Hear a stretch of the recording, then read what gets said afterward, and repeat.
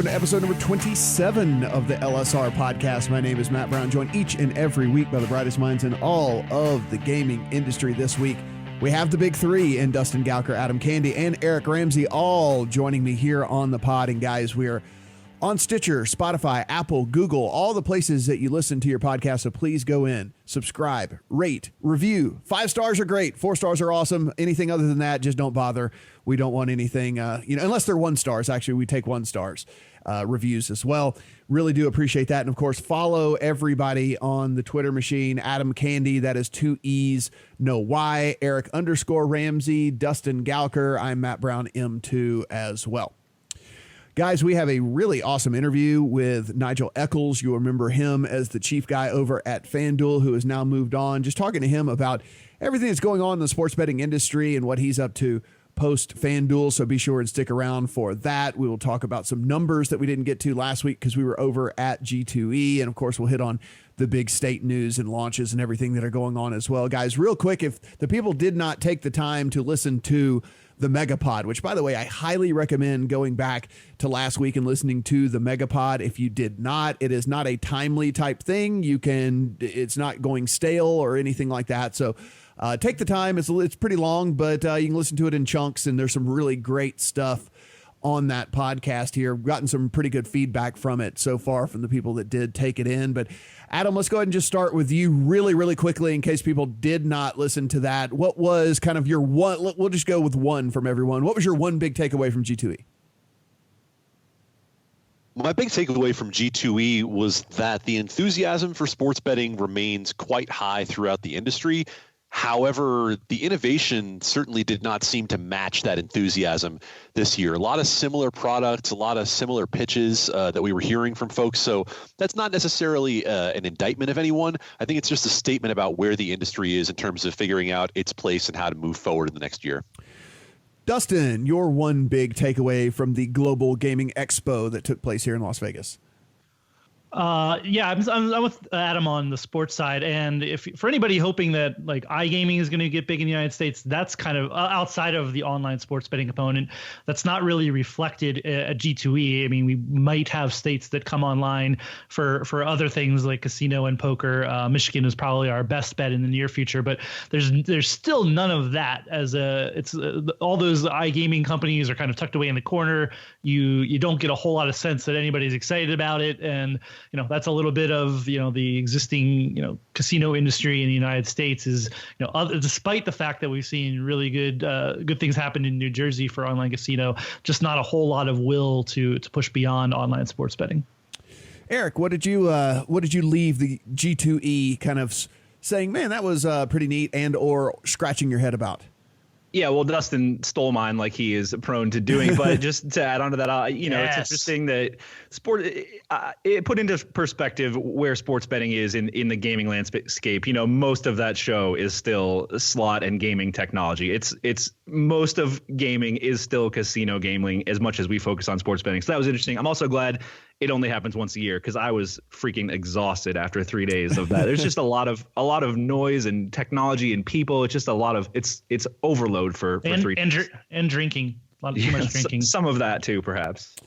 I think my last and certainly least, my opinion here, I think that the big thing that kind of stood out to me, and this is kind of goes back to what Adam was saying. I mean, like, look, you come last year and we have sports betting that gets going here, and like you have Scott Van Pelt as your like big keynote, this guy that is on television 6 nights a week, has been this huge guy that was talking about the industry even before legalization and all of that. And, this year there wasn't really kind of any of that star power, if you will. I mean, there wasn't really that, somebody to come in and talk about sports betting from that mainstream perspective that, really got a ton of buzz last year. I mean, everybody was covering that Scott Van Pelt keynote, and that was not there this year. And so, yeah, I thought, I'm not going to say that the interest died down. I don't feel like that's the case certainly at all. But I think, look, we launched and there was kind of like all of this buzz here. And then now whenever things were getting planned for this year, we were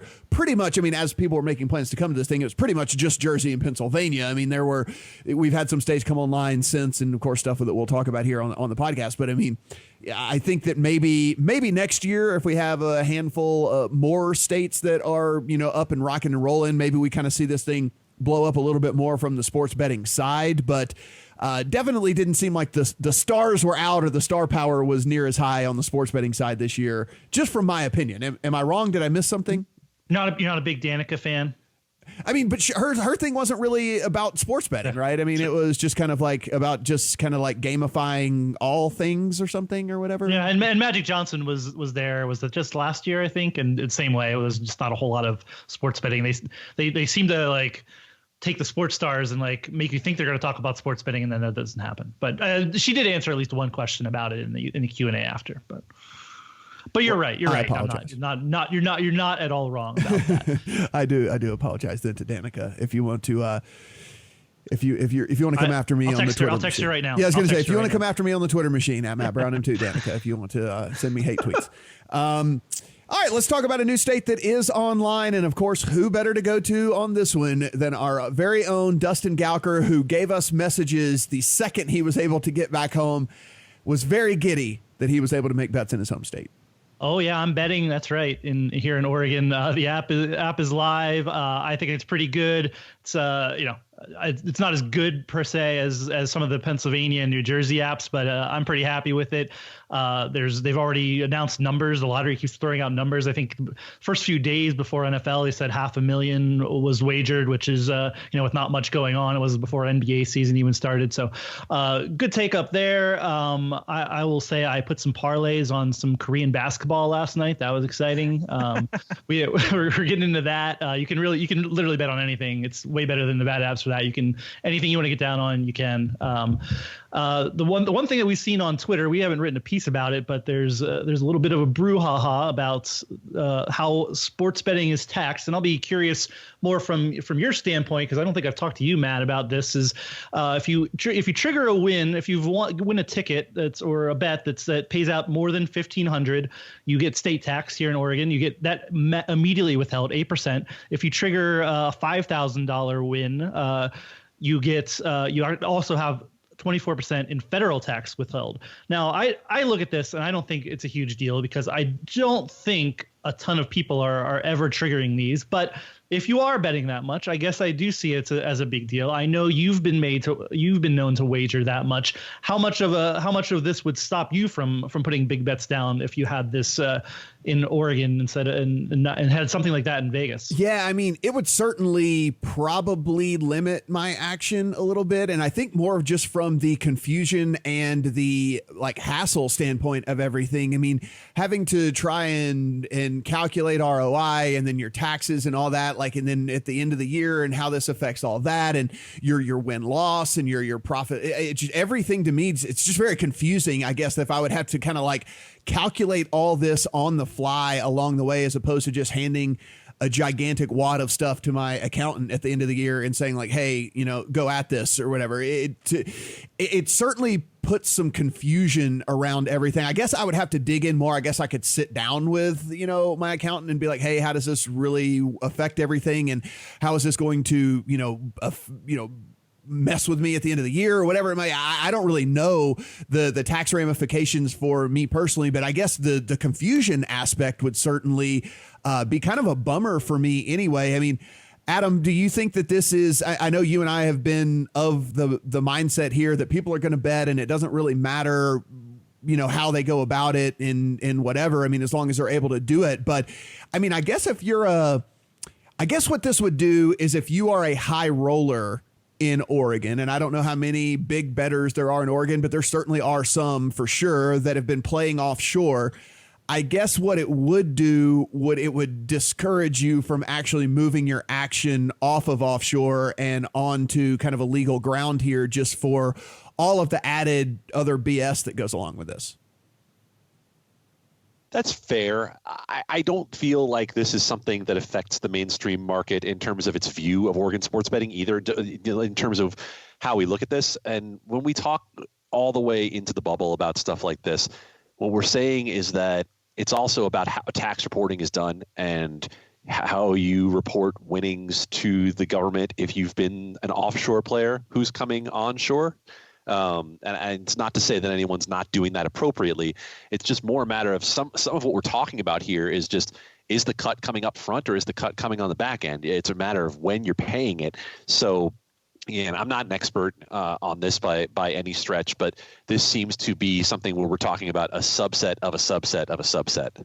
No, definitely. And I agree. I think it really probably only affects bigger bettors. I mean, yeah, there are going to be the occasional dudes that hit like some miracle parlays and things like that and, whatever. And then they're going to have to be like, hey, what the hell are you talking about with this whole withholding thing and all that? I mean, but on the majority of the time, it's going to be guys that are wagering significant amount of money. I don't know, Eric, I guess when you read this and when this came out, did it just seem wild to you that a state was withholding federal taxes for sports betting when there's absolutely nothing going on federally with sports betting? Just reading that seems just wild to me. I mean, it's a little unusual, but you got to remember a lot of these states, Oregon included, this is a lottery state. So they're treating it like a lottery game. This is what they know. It is going to take continued education to make policymakers understand that sports betting is a different beast. It doesn't work like a casino game or a lottery game. At the same time, I see the regulatory point of view and why they would want to lock this down to the extent they can. I see both sides of this. So yeah, it caught my eye as a little bit curious, but I don't know. I see both sides. And I'll say this isn't like a policy just for sports betting. This was the Oregon lottery policy. The Oregon lottery is running sports betting here in Oregon. So it's a little different from that standpoint. They just said, well, this is already our policy. This will do it. Now, if you're creating policy from scratch, would you do this? Probably not. I don't think it's absolutely ideal. It's like you guys said, if you're converting, big people who are used to betting big on in the offshore market, this is certainly not a compelling thing that you have to suddenly just give up 30% up front. Although, yeah, like you said, this should be getting paid on the back end if you're itemizing your taxes. But yeah, I'm like your typical bettor. This is not going to affect me. I am probably never going to trigger this kind of win. Maybe once I'll throw that much down on a game I really like, but I'm not going to hit these thresholds. I'm certainly not hitting that federal tax withholding threshold. So probably paying that Oregon tax no matter what. I don't know. I see a little bit of both sides, but I also just don't think this is the end of the world. Like some on Twitter have described. Yeah, I think a lot of people that have been, kind of like really outspoken about this are big bettors, right? And like they're kind of looking at this through their standpoint, where it would be like, yeah, it'd be a hassle. It would have to, your process changes now at this point, and you're having to figure out, okay, now I'm calculating all this ROI and stuff on the fly as opposed to whatever, and it is people who take this quite seriously who were a little kind of taken back at this whole deal. But as you mentioned, I mean, Dustin, at the end of the day, that's 1% or less of the people that are actually doing this. 99%, as you mentioned, are never going to hit. I mean, unless they, again, some crazy parlay maybe to where they're going to get a ticket for $5,000. But I mean, outside of that, probably this never really takes effect for 99% of the population. Yeah, I think it's clear also, Matt, just to interject one quick thing. This is an ongoing thing in the discussion we have of trying to educate people that when we talk about the legal U.S. sports betting market, we are talking about a much larger pool of bettors than we've ever talked about before. And, for the sharps, it is a strange transition. It is a strange transition to see this going in a direction that is not necessarily intended for them. And it's not to say the business is going to push them out. It's more to say that there has to be a realization outside the bubble at some point that this industry is growing beyond what it was, and it's going to take a different shape. So anyway, Dustin, whenever you start hitting all these $5,000 parlays, just let us know how it is and how things go, and what your whole tax situation is, and we'll report back to everyone. Yeah, I'll bet the whole Korean basketball slate on a parlay, and we'll do it. Sounds good. I'm looking forward to the reports coming out of Bend over there for sure. We have a new state with FanDuel, Eric.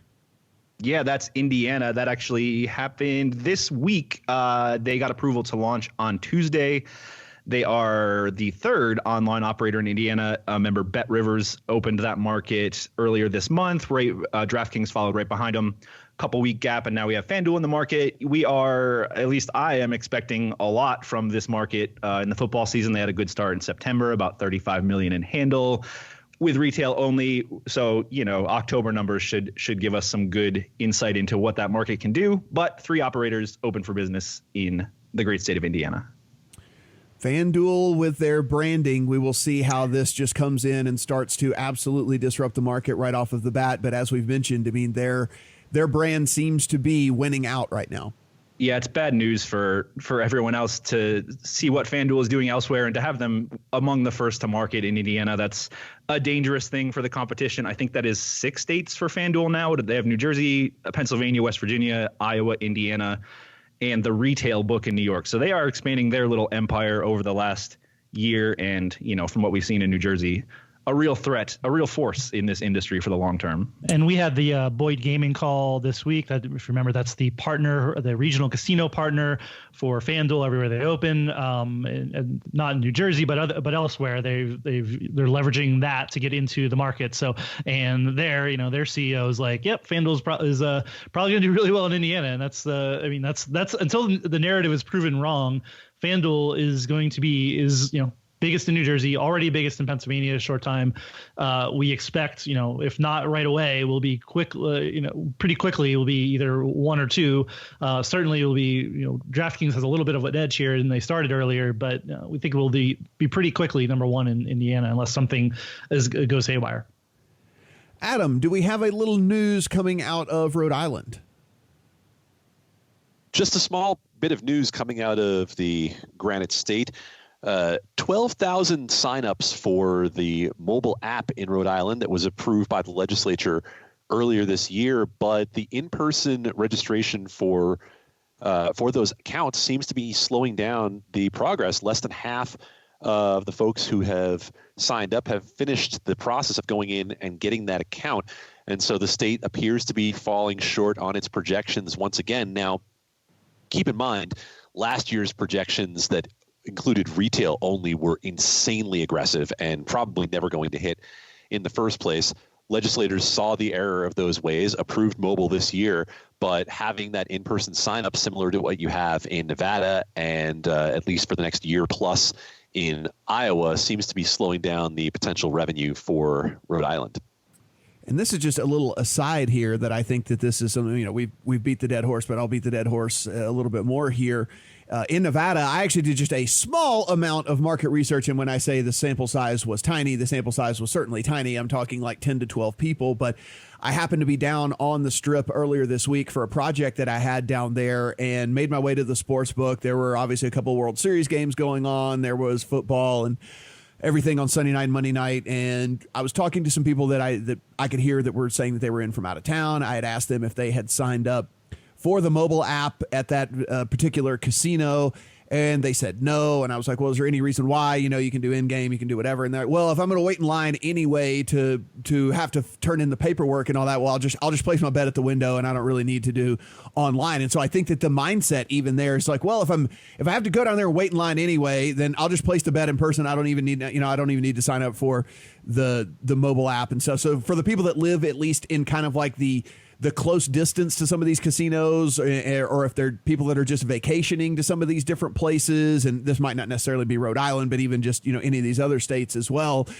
that aren't going to allow for mobile registration. That's another thing as well. I mean, the people literally, their mindset, everyone I talked to was kind of like, well, it's not really worth the hassle because by the time I'm up there, I just place the bet anyway. And there's no real reason for me to sign up on the app. So they're missing out on additional business from these people because these people aren't even taking into account that they could bet, in game or, between halves or whatever, anything like that, because there's like, well, I'll just place that bet. And so, I mean, here we just continue on with this deal that you're limiting the amount of money that you are allowed to flow through your sports book if you don't do this. Even when the people are already down there, they're still not signing up for the apps because it's like seems like that they've made up their mind that I'll just place it at the counter. And we can circle back to the taxes real quick too. Like that's if you're so much betting should be taking place in game, right? This is I don't think I'm making this up. I think FanDuel said something like 70% of basketball betting is in game now, that's obviously a lot. It's certainly not big, huge bets that are triggering things. It's just micro bets that people are like, oh, I'm watching the game, I'll throw a little bit of money on the over or somebody to cover or whatever. That's where this is all heading. It's not, we always, so many people think about sports betting as the typical Nevada pregame, put a bunch of money down on a game before it happens. That's not how sports betting necessarily has to happen or will happen as it evolves in the U.S. Yeah, Adam, I think did you have a comment as well? Oh, no, just to echo what you were talking about, there's a massive education piece that goes into having to do this in person. Not only to get people to understand how and why, but it's not the process they're used to when it comes to technology, right? When you do something with your phone, you download the app, you go. That's it. Right. And that's how if it is. You're playing Candy places. Crush. You're just downloading Candy Crush and then you're playing. I mean, it's like, yeah, exactly. I mean, there's no go and fill out paperwork and hand it to a human. At a candy store? That would be amazing. I mean, your point is it's right on. I mean, you're taking people out of their normal element here or whatever. I mean, hell, you told the story, Adam, on this very podcast. I mean, you told the story of waiting in line and then turning around and not actually fulfilling the sign-up process, right? I'm not naming the book, but I will tell you that I went to a sports book with a very prominent mobile app, not only in Nevada and throughout the country. I spent 1.5 hour working with the very earnest and kind man at the counter who was trying to open my account, and the technology was failing him, and he didn't have any answers. He tried to call people. He tried to help. And eventually I gave up, and I'm about as determined of a person as there would be to try to get that account open. Oh, boy. It is something we are going to continue. You know what? We are going to beat this dead horse just forever. That's what we're going to continue to do. All right, Dustin, this is something that you made a grand statement on this podcast over a year ago, and you wanted to at least touch on this because the statement was so incredibly grand that you needed to at least give people an update. Can we talk a little bit about California here? Man, I am not here to be held accountable for things I've said before. We got to stop that from number one. But we do see some movement in California. There is a possibility of at least a hearing about sports betting before the year is out. I do not think it's not going to happen this year that they legalize sports betting. But from what we've heard, there's certainly some movement towards getting sports betting done, as we talked about ad nauseum and at LSR and Online Poker Report. Getting anything done in California is extremely complicated. There's multiple stakeholders, from the tribes to the card rooms to the tracks, and you throw in the leagues with all the teams in LA and elsewhere. There's a lot going on, but there is some momentum there. Now, would I make sports betting a favorite in 2020? I don't think so, but there is at least movement afoot that something would happen. I think I forget exactly what I said, but I think we said San Diego is more likely to get swallowed, or San Francisco is more likely to get swallowed up by an earthquake than California has sports betting. I'm not sure that's quite accurate for at least for next year. But I think we can go to Eric. Eric keeps track of all of your crazy grand statements here. Eric has a running ticker over on legalsportsreport.com of crazy statements by Dustin Gouker. If you want to, it's right here where you liken sports betting legislation to a natural disaster. Yeah, I got it right here. Okay. There's 100% chance I've done that too. So. Yeah, I'm sure there's a headline. If we did some digging, there's certainly a headline out there. There's no doubt about that. But just a tiny little California update, because we have not talked about the great state of California on the pod in quite some time. So I'm glad that we were able to hit that up. Adam, I want to get your synopsis of what was said by Major League Baseball over in Washington State, and then we will allow Dustin to do his rant on this. So, in the state of Washington, the Gambling Commission had a meeting in which Major League Baseball appeared in front of the commission and said some things that we could say, in the kindest possible form, were a bit of stretching the fabric of the truth about what goes on with royalties in other places, what goes on with the concept of the integrity fee, why an official data feed is important.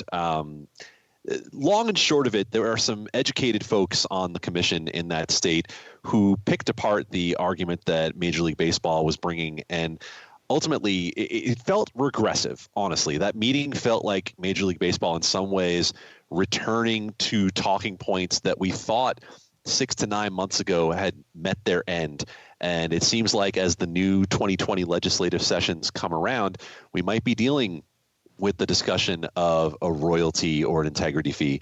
We're obviously expecting to deal with questions about official data mandates. And so, I'll let Dustin handle a little more of the, of the meat of this. But in terms of overview, it was a little disappointing. Dustin, what's going on, man? It's the West Coast. It's Pacific Northwest. Everyone's supposed to be cool and chill, and everything's supposed to be just like all fine and dandy. What's going on, man? Yeah, we just want to smoke doobies and spit on sports, man. Come on, that's Washington, especially. You go to Seattle, just like you get high just from walking around the streets. But Washington's a weird one too. This is not going to happen without tribes there. The tribes have to say this, and then you have baseball and the Mariners coming in. Well, you have to do this and this and this, and it's like, why would they listen to you? There's no reason to do that. Yeah, and like Adam said, the thing that got me fired up, and John Holden, who wrote an excellent piece over at LSR, was that they're saying that like this is very standard to pay the leagues, and this is not at all standard to pay the leagues money just for existing. Like, again, having deals where you pay for data, you have a relationship, a marketing relationship, that's fine, not a problem. But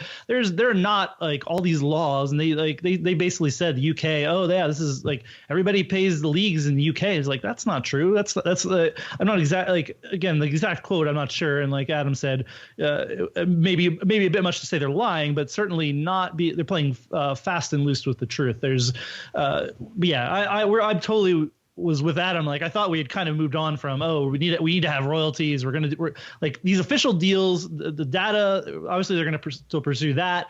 The deals are getting done. Everybody and their brother has a deal with MLB and NBA now. Like, everybody's going to have those deals if you're a sports book of any size. So to hear this again going into the 2020 legislative cycle, I agree, it was kind of disheartening.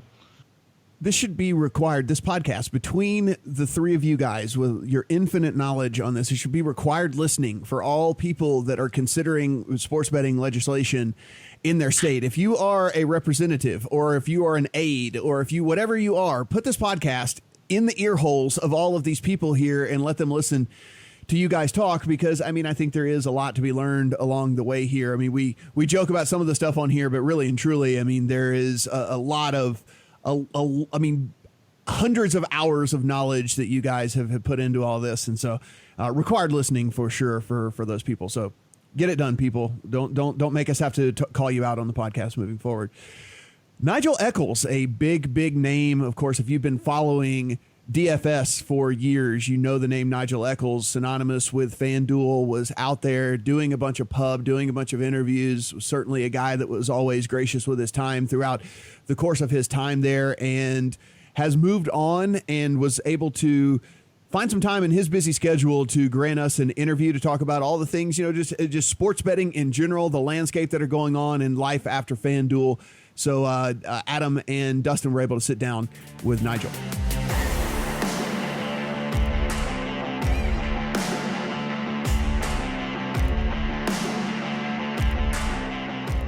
All right, we're happy to welcome on to the Legal Sports Report podcast Nigel Eccles, the founder and former CEO of FanDuel, and now the co-founder and CEO of a new endeavor called Flick. Nigel, thanks for coming on the podcast. Appreciate it.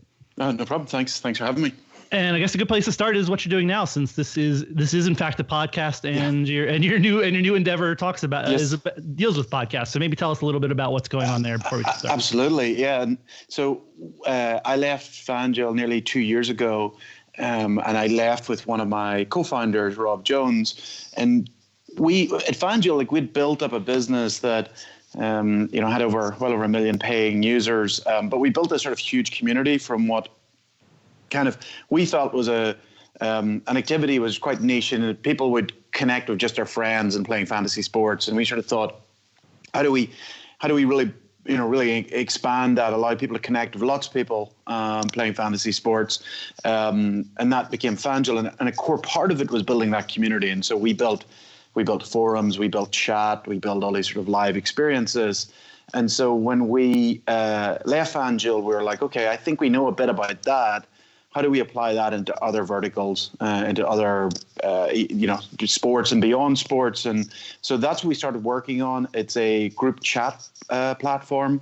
So it might be similar to if you use like a Slack or Discord, but it's focused on podcasts. And so, for example, in this podcast, you could have an associated flick group, and in that then the listeners afterwards or even during the show could chat to each other and sometimes chat with the host, and kind of do Q&As and things like that. And so we launched it about we haven't really launched it. We sort of put it into public beta about April this year. We're really focusing on sports. And so we have some sports podcasts like the Audible and Snapback Sports coming on, and it's going well. But what it delivers is a way for the audience to connect with each other and connect with the hosts.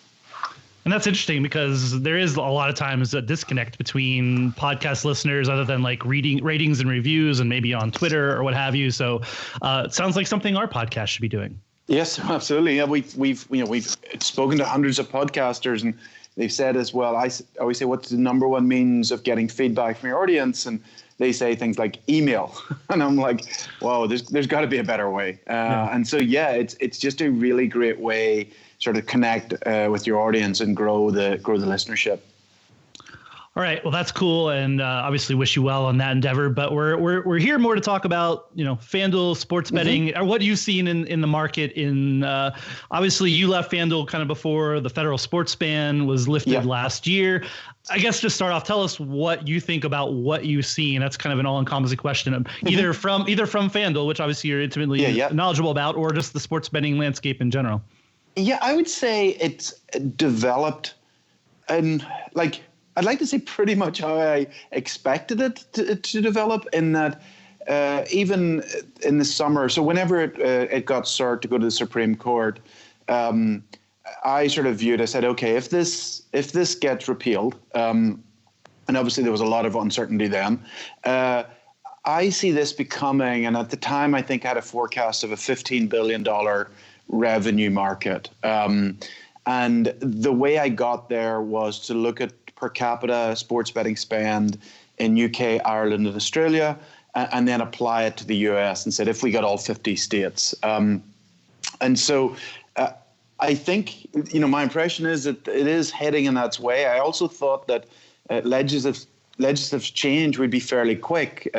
With daily fantasy sports, we, in the space of 2-3 years, we got 20 states to pass legislation. So I sort of felt with sports betting, there was demands, the leagues would be supportive. And so we would see sort of fast legislative change. So think the endpoint, I've always thought the endpoint is a very, very large market. I also thought legislative change would be very significant. And then the third part, always felt that FanDuel, DraftKings, and the European operators would be the best position to capitalize on it. And so I kind of, I'm not going to pat myself in the back, but that was kind of what I felt sort of 2 to 2.5 years ago, that if it was repealed, the things that I think we're seeing as happening would happen. But there's kind of things that are, are still in motion, but I think that's the direction of travel. Nigel, I'm curious from your perspective, you mentioned the positioning of DraftKings, FanDuel, and the other operators. What specifically in your experience, in your time at FanDuel, do you think set up the company to be successful here in the early going?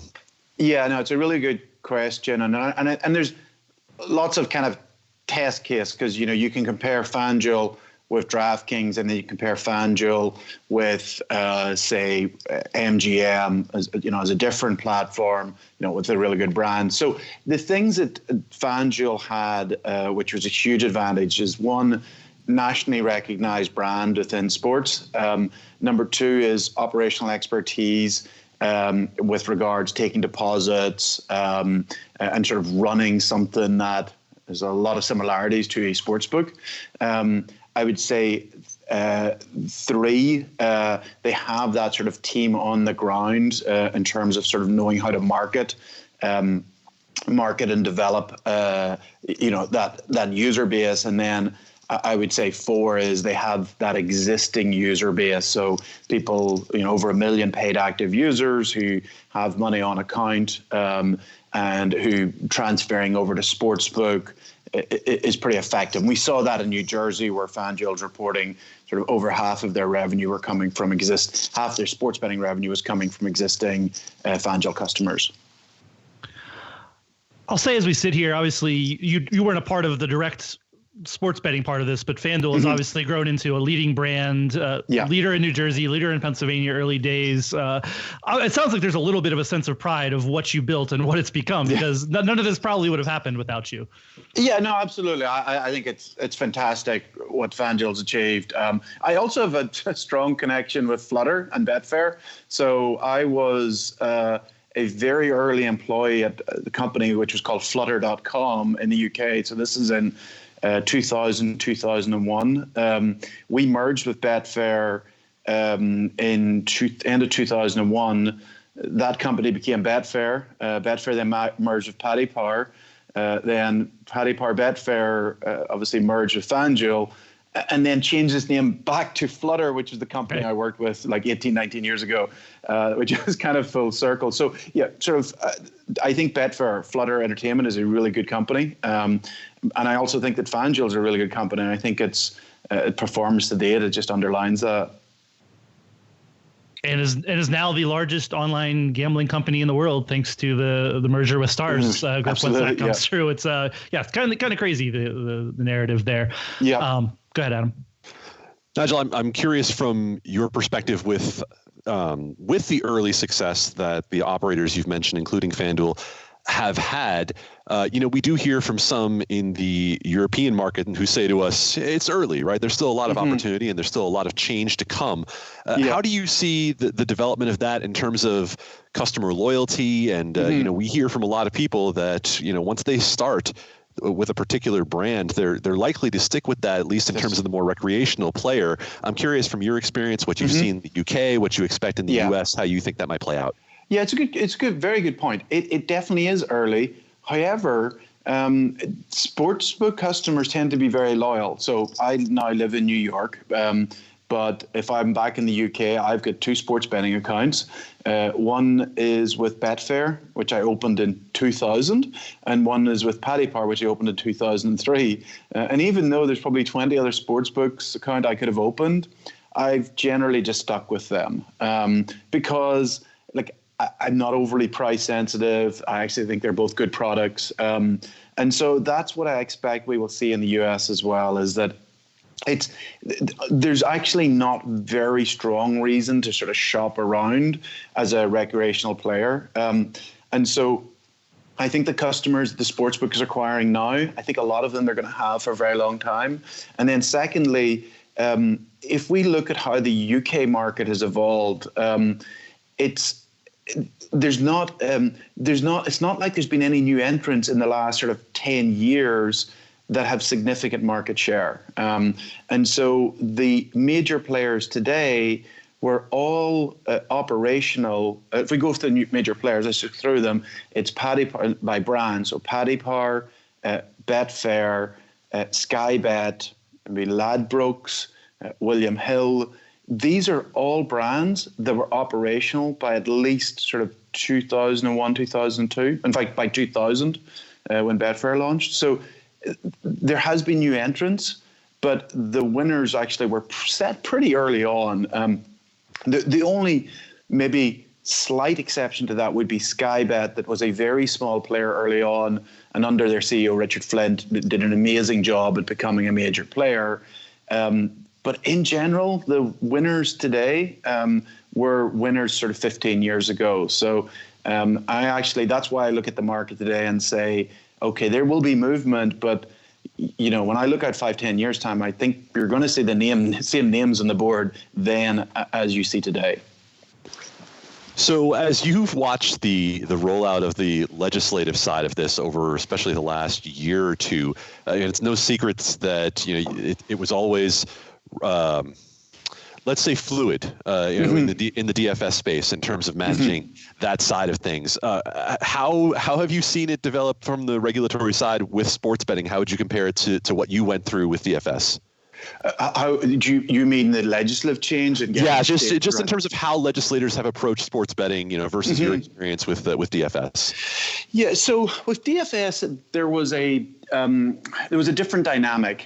So with DFS, we were passing bills out of necessity because we ran the risk that the state AG would shut us down. And so legislators jumped on it saying, well, and a lot of people criticize the government, and for good reason, but I like to point to DFS legislation as a really good example where legislators saw this was something that mattered to a lot of constituents, that the industry supported, and we got positive legislation through that was good for players, protected people, and was good for the industry. So it's actually kind of like a good news story, I think, for government. But in those situations, we were basically working with legislators and saying, look, we need to protect this hobby. We need to protect the people who play it and make sure that they're not, if people have problem gambling issues, that there's proper protections in place.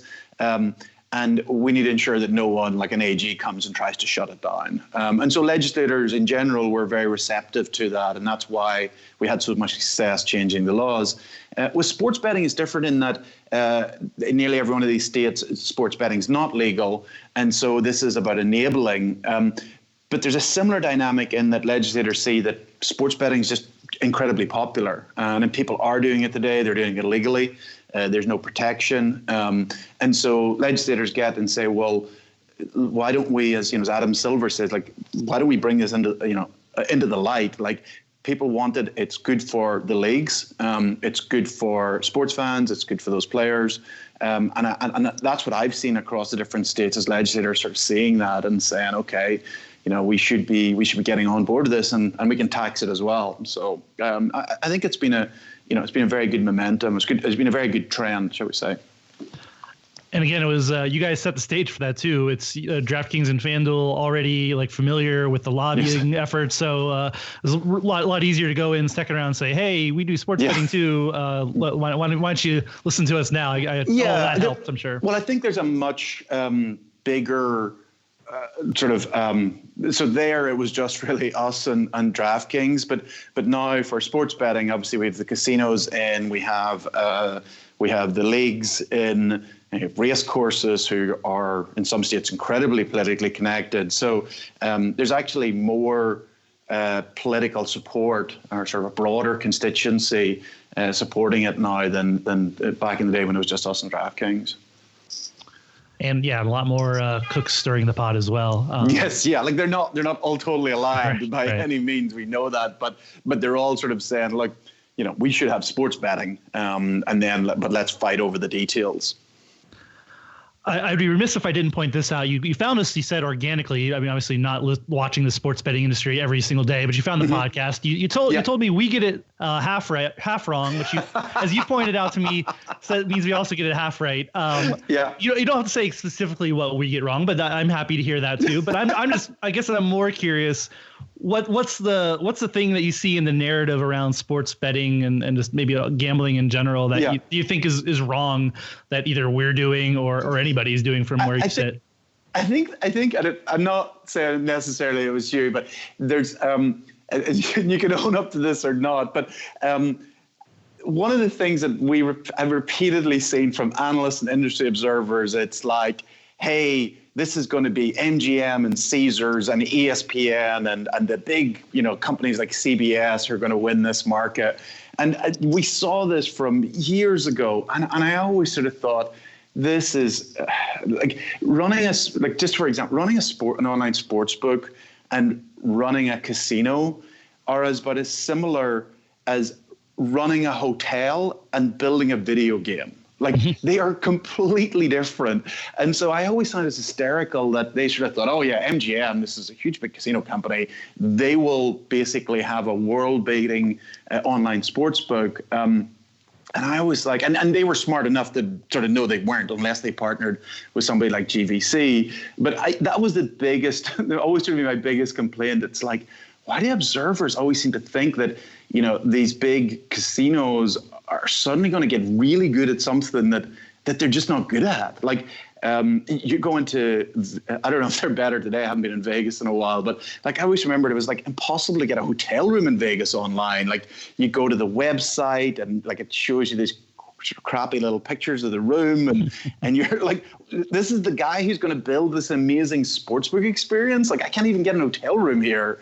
And so that was always that was the one that always annoyed me the most, that there's sort of this continued belief that it was going to be these major either casinos or sort of media brands. And again, media brands. So I worked with ESPN, NBC, CBS. I worked with Fox. I worked with all of them. And again, point me.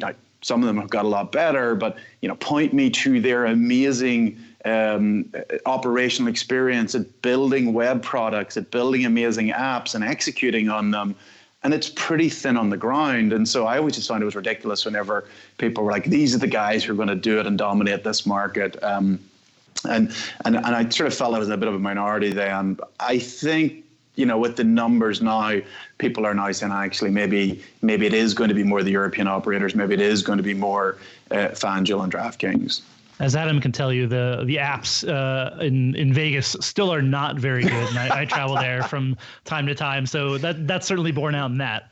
Yes. I even forgot about those. The apps where you had to go to the cage and get a code, and then take the code to download the app, and it's like. And you still have to do all that. You still have to do all that. And some of it, mandated by their legislation, but some of it wasn't. Some of it was bad by design. And so that to me was like, these guys are not going to dominate anything online unless they do something smart, like partner with somebody who knows what they're doing. Well, and I think that leads us to a really good question, is to say, whether it's from your DFS experience, whether it's from your experience in the UK and European markets, what are the cautionary tales for the US sports betting market as it moves forward for the next, let's say, 3 to 5 years? For individual operators? Just overall in the space. Yeah, sure. For the industry as a whole, actually, and I think the UK and other European markets are a good example of this. But if we look at the US, there's an incredible amount of enthusiasm. This is a huge new market. The media companies are sort of giddy with excitement of the amount of spend that this is going to bring. And it's true. But there are real risks of I think there's two real risks. One is risk of, and they're related, massive overexposure. Whenever this is on every game and every ad break, whenever you're seeing it on the sidelines, maybe even seeing it on players' jerseys, there will be a backlash because we have to recognize that the majority of sports fans will not be sports bettors, and many of them may be bringing their kids to their games, and there will be a backlash where people were like, this is not appropriate, that we're continuing to sort of drive, or then all the sports media coverage covering the spread and covering sports bets. There is very likely to be a backlash if that is not constrained. And we've seen that. We saw that in the UK. We've seen that in Italy. We've seen it in other European countries. So that would be the first thing I would worry about. And then the second thing I would worry about is problem gambling. Now, the UK, the industry in the UK has had a bit of a mixed reputation on this. They particularly offline with fixed odd betting terminals, where they were to some extent sort of the savior of the industry, but they created a really big problem gambling issue, which the industry was very, very slow to tackle. And that would be the second thing that I'd worry about now, that the industry grows in a mature and responsible way to say, yes, we are, we want to really grow the industry, but we have to recognize that there are unfortunately people who are prone to having addiction, and that addiction is very damaging, and it's an industry's responsibility to make sure they properly manage that. On the second part, I feel like we're on a path where that can happen. The responsible gambling piece. I don't know if we're 100% perfect, but I think people are thinking about it at least up front rather than just going after it. I do wish legislation would address it a little bit more, and that there'd be dedicated funds. But no, I think so as well. So Flutter Entertainment, I know, has been thoughtful about it. Richard Flint, who is the CEO of Skybet, and if you follow him on Twitter, you will see that he talks about it a lot. He's just joined the board of Flutter Entertainment, and I think he will continue to push that agenda. I think there will be maybe a bit of a learning of lessons of other markets so that we don't make some of the same mistakes. And on the first piece on the advertising front, obviously we went through this one DFS. We won't belabor that but that is a little bit a part of it. People, there was that reaction to, there's DFS ads everywhere, and it was too much. And I don't know. You live in New York, but my understanding is sometimes during games there on radio and maybe not TV, but it's like sportsbook ad, car dealer, sportsbook ad on like between innings or whatever. Yes. Yeah. Yeah, and I think we've still got some ways to go. The problem is this is a competitive market, and so it's in everyone's. Like if advertising is working, it's in your personal interest to increase the ad load. It's in the advertiser's interest to find other ways of adding in more ads. And you have what can happen is the sort of the tragedy of the commons, which is everyone's acting in their own narrow self-interest, and the resultant outcome is that it's you're just bombarding people who just want to watch some sports with advertising for the product they don't want. So I think we're fine at the moment. I think we're probably and we probably get a few more years, but I think the industry kind of needs to be mindful, particularly about exposing gambling advertising to under 18. Yeah, it's a little bit of a self-fulfilling prophecy, right? Because you say sportsbooks want to spend money, and then people that provide advertising is like, I see these people want to buy, so I'm just going to try to sell. Yes, and then you can get into that merry-go-round. Yeah. Mm-hmm. Well, I really appreciate you coming on and reaching out. We will get on the Flick app for sure, because I don't get enough people telling me that they hate me on social media. I want them to tell us how they hate the podcast. Hopefully more good feedback. We get usually good feedback as well. But we do find on the platform, because it's an opt-in platform,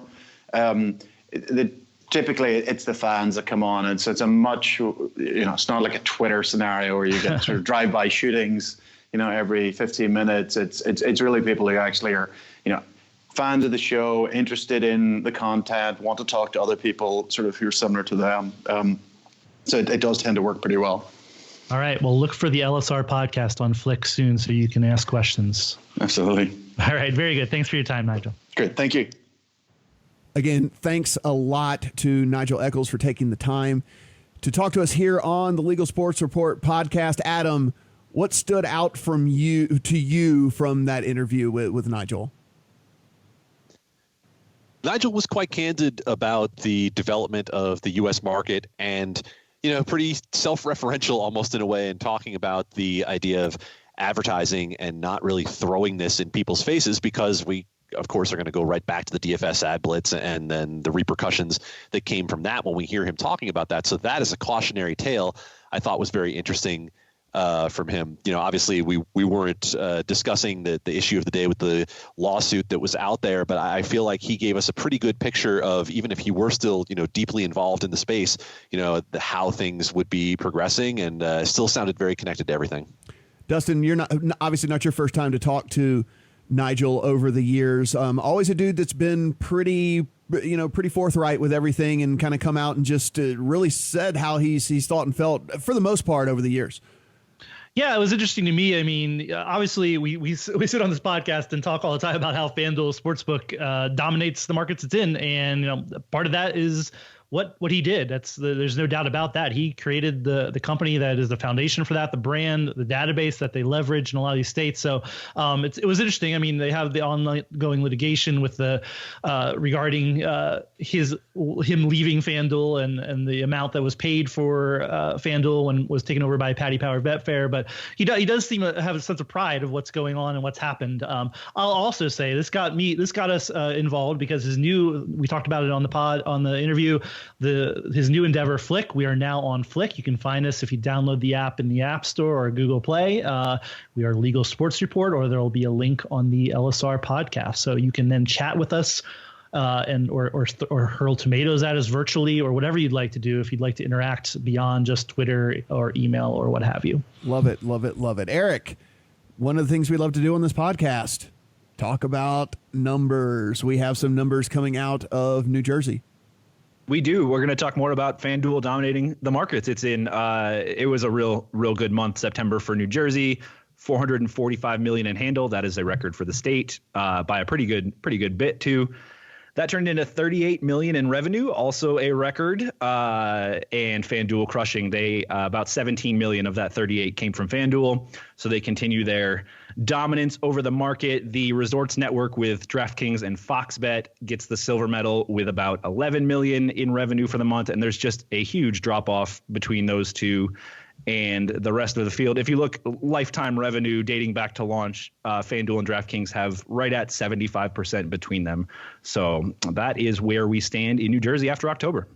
Adam, we talked about Fox Bet and how we feel like with the branding arm that they have and the reach that they have, that they are the likeliest competitor to kind of come in and make some waves here. There's not going to be any way for us to kind of tell if they're actually gaining ground here with the way that the reporting comes out in Jersey, right? I mean, we just kind of have to assume and speculate.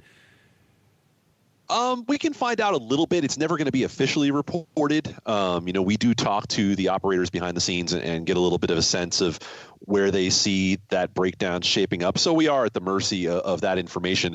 But at the same time, I do think if you see the overall share grow when you are looking at multiple operators operating on the same license, and that's really what we're dealing with here, is that some of these skins are under the same casino license, then you'll be able to get a sense of, if a market share goes from a 50 to a 55, well, operator probably didn't do that in a singular fashion. So I think the interesting part is when you look at all of the other operators outside of DraftKings and FanDuel and listen to what they talk about, they're talking about trying to gain 5 to 10% market share in the next couple of years. They understand that in the short term, they are going to be playing from behind, and there is an opportunity, but it's not going to be the size of opportunity that DraftKings and FanDuel are dealing with just because of some of the advantages that Nigel Eccles told us about in terms of getting into the market. Dustin, we look at this and, Fox Bet's out there, the score is out there, and it has I guess been around for a little over a month now when they went live, maybe a month and a half, something like that, 2 months for the score. You and I were kind of thinking that maybe they would be able to acquire a little bit of market share, but I got to be honest, I haven't seen much pub about the score. I haven't really seen many, promotionals, things and whatnots and whatever. You see FanDuel, DraftKings, and Fox Bet are just like pummeling you over the head with things every single day. Hell, Fox Bet has 5 different ways that you can boost your bet, for every single day coming through either the push notifications or Twitter or whatever it might be. The score almost seems like it's still kind of laying low almost. Yeah, I think they're just hoping to do it organically. I mean, their growth plan is kind of different from everybody else. Is that they have a dedicated user base, 4 to 5 million across the U.S. Obviously, you can take some amount of that, whatever per. Based on the population of New Jersey, that's probably how much they have, that percentage in New Jersey. So, certainly tens, if not hundreds of thousands of users in New Jersey who are potential customers for them. But yeah, so they're not really spending big on marketing or anything else. They're hoping that is a compelling growth way to get bigger, but we don't know about that yet. I will say we have the Pennsylvania numbers too, almost $200 million in handle in September, which is, sports betting just coming online there. We do know how Fox Bet did there. Of that amount, only about 5 million came from Fox Bet, which is, like you said, maybe we get it outsized because we're on the Twitter machine and you see so much of this promotion and you see Cowherd and Clay Travis and everybody else promoting whatever they're doing. And they're doing that also on radio and TV. They have the show, but this is it has not resulted in a huge market share right off the bat. And with the amount of money and promotion they're doing, you'd kind of expect it to do more. So it's been interesting in the early days of Fox Bet for sure, or the rebranded BetStars. Eric, I guess one of the things I've thought about with the way that Fox Bet has gone about things is using their personalities to promote things. I guess it's a little bit different than using just a celebrity that, unless you have a real strong opinion one way or another about a celebrity, typically you could just kind of take their promotion and you roll with it. I mean, you're so used to celebrities hawking things, it's not that big of a deal. But when you're using these kind of personalities, I mean, if you hate Clay Travis, are you really going to go play at a place that Clay Travis is telling you to play? Or if you like really dislike Colin Cowherd, like, I mean, I think there's I'm not saying it's misguided, the approach that they're taking, but I will say that it's certainly not as cut and dry as maybe just getting a former athlete or getting a celebrity or getting some whatever. When you're using these polarizing figures, I don't know. I bet there's at least a percentage of the population who would be like, you know what? I actually won't play there because it's associated with that dude. Yeah, I don't know either. We sort of have talked about this when they were first making these plans to incorporate their talent. It's sort of their talent is their best asset and their greatest liability at the same time. I think you probably have to make use of what you have if you're in a space like them. That's probably partially what drew them into sports betting, is they have a roster of talent that can speak on sports and gambling. But yeah, I mean, for me, it's Cowherd. I don't particularly like Colin Cowherd, so I'm not going to listen to him when he tells me to go bet with his product, you know? And Adam, we always go to Dustin for the prognostication. So let's go ahead and let's go to you right now. We are sitting here on October the 24th, 2019. As we are sitting here, October the 24th, 2020, everywhere we look, is it still going to be DraftKings, FanDuel, and everybody else?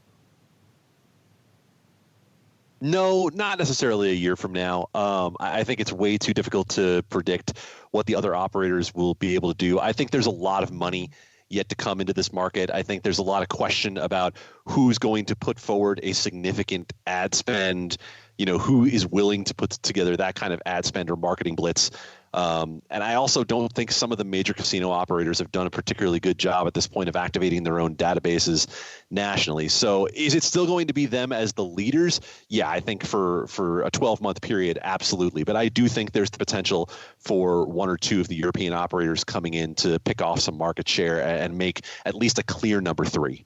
Yeah, and I mean, I look back and I know this is completely different, but I'm old enough to remember, Eric, Dustin, you were around in online poker days. You were around the early DFS days. I mean, the biggest brands at the beginning were not the biggest brands at the end. There was, they kind of paved the way. And then basically some of the people kind of stayed back a little bit, saw what they were doing right, saw what they were doing wrong, and then were able to come in and seize, a good, healthy chunk of the market there. I mean, of course, in the online poker industry, basically all of the biggest players from the beginning got kind of wiped out, other than party poker. And then even in DFS, I mean, there were, DraftKings and FanDuel are the big names, but they had predecessors, and there were sites out there that were, up and functioning and kind of paved the way in DFS, and then just weren't able to do it as big and as good as DraftKings and FanDuel were. So, maybe there is room for someone to come in and kind of dig out a little bit of some of this market here, but it just seems like a really daunting task at this juncture. Yeah, I think we all silently agree with you there. We're all just sort of nodding silently at our computers. There's nothing more to say, Matt. I thought for sure I was going to get like this great last final take here as we wrap the podcast, and instead both of you guys were just like, yeah, sounds about right. You delivered it for us. Sounds about right. That's pretty good. Yeah, I do want to make sure we talked about Fox Bet a little bit. They're promoting that you should bet. They're odds boosting an exact score of an NBA game. Can we? I know most of the people who listen to this know this, but please do not bet on exact scores of basketball games. That is a recipe to lose money. True. There are some good promotions out there, and you definitely do those. But that one, yeah, not so much. Definitely not so much. Guys, great podcast, great interview with Nigel as well. I really enjoyed that, and hope you guys did as well. Of course, we'll be back next week with all of the comings and goings here in this crazy gambling industry that we cover. For Adam, for Eric, and for Dustin, I'm Matt. Talk to you guys next week.